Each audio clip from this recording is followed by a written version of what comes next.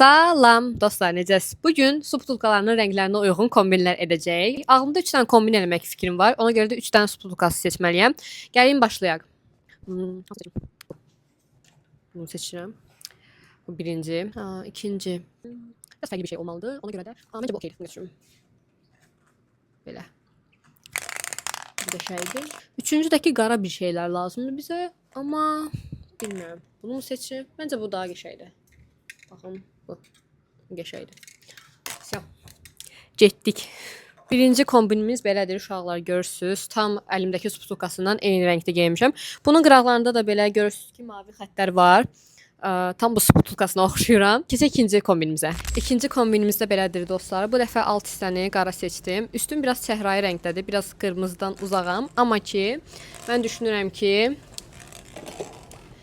bu su butulkasına daha çox oxşuyuram. Bu da çəhrayıdır, mən də çəhrayıyım. İndi keçək üçüncü kombinimizə. Sizə fokus göstəreyim.